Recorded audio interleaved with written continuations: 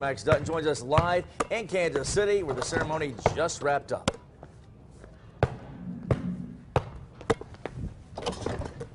Hey Glenn, hey David, I'll tell you what, the Chiefs game is not the only excitement in Kansas City tonight. The College Basketball Hall of Fame was taking place, and I've seen so many basketball icons here today, and one of those icons actually grew up just down the road from Topeka.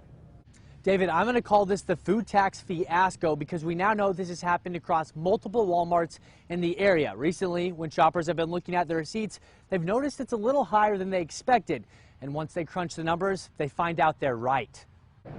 The Kansas Lottery tells me that it's actually very common for winners to wait a period of time before they claim their prize, and it's used as a tactic so the publicity dies down so guys like myself aren't reporting on it. And while we don't know where the ticket was sold or who bought that ticket, we do know that someone could have some spending money for the holidays.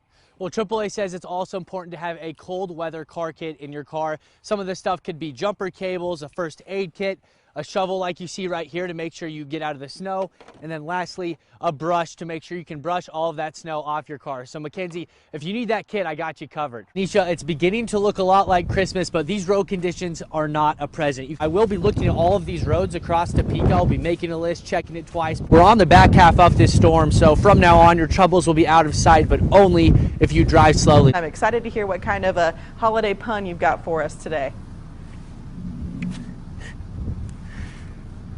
Yeah, well, Becky, all is calm over here right now in Topeka. I'm over at the intersection of Topeka Boulevard and 24th, and the road is looking a little bit frosty, just like the snowman. See, the snow on the ground is kind of this fine mist snow, but in the lane, snow is glistening. So if you're planning on dashing through the snow today, would definitely not recommend that. Right now, I'm over here at 10th and Gage. You can see not a creature is stirring. Definitely some treacherous conditions out there. Some would say the weather is kind of frightful. Seems like he's bouncing around with some ideas where you can ring in the new year. Hey, Max.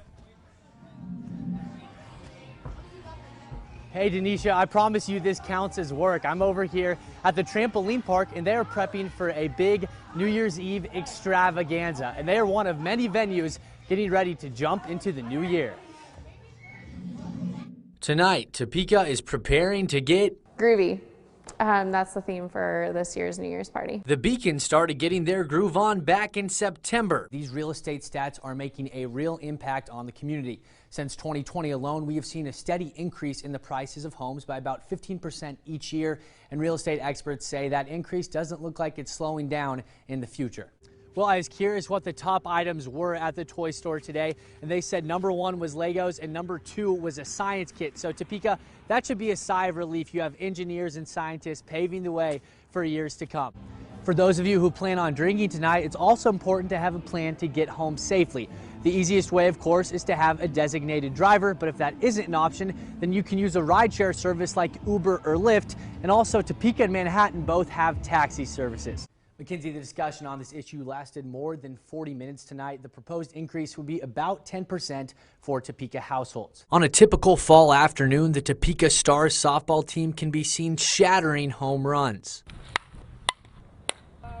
This fall, the Stars shattered barriers, becoming the first traditional team in Special Olympics history to play at the unified level. The head of divisioning came to me and said, she didn't know what she was going to do with my team because we were way too far advanced for the traditional teams. Every member of the Stars team has an intellectual disability, but they dominated their traditional league so much they got called up to a unified league, showing they can hang with anyone. Teams in the Unified League are made up of 50% Special Olympics athletes and 50% intellectually typical partners.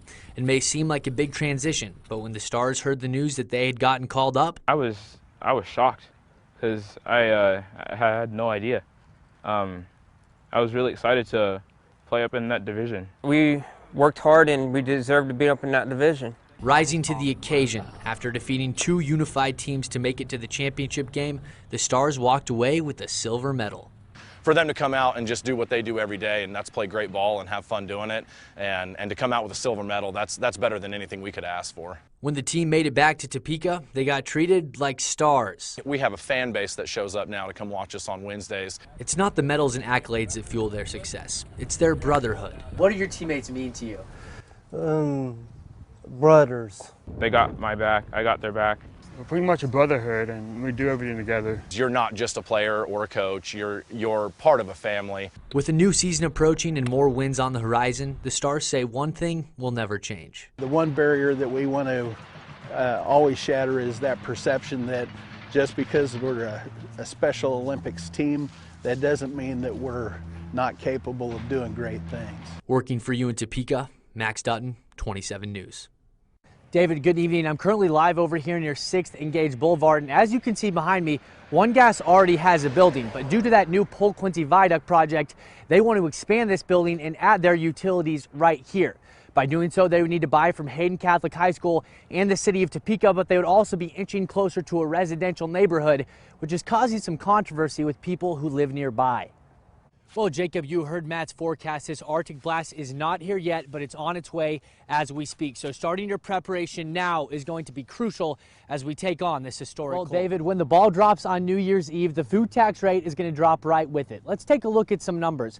Right now, Kansas has a 6.5% food tax rate on all of the grocery items. In 2023, that's going to drop to 4%. In 2024, that's going to drop to 2%. And then, guys, in 2025, that thing's going away.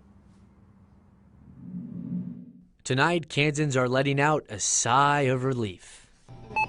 Currently, Kansas has the second highest sales tax rate on food in the entire country.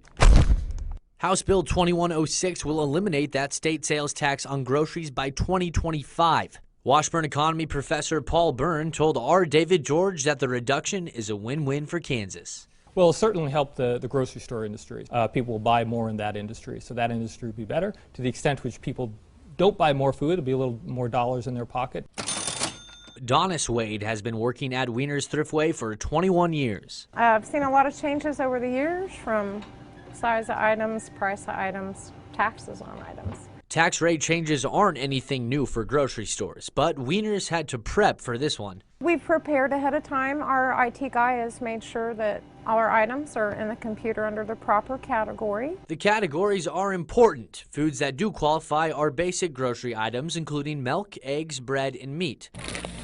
Bottled water, soft drinks, candy, and dietary supplements also make the cut.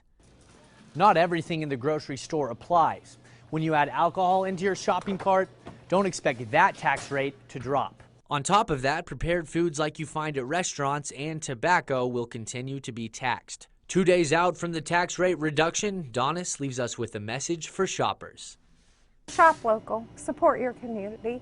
That's what we're all about here in Silver Lake. It's important to note that all local sales tax, including cities and counties, still apply at the grocery store. And David, right now, those average out to about 2%.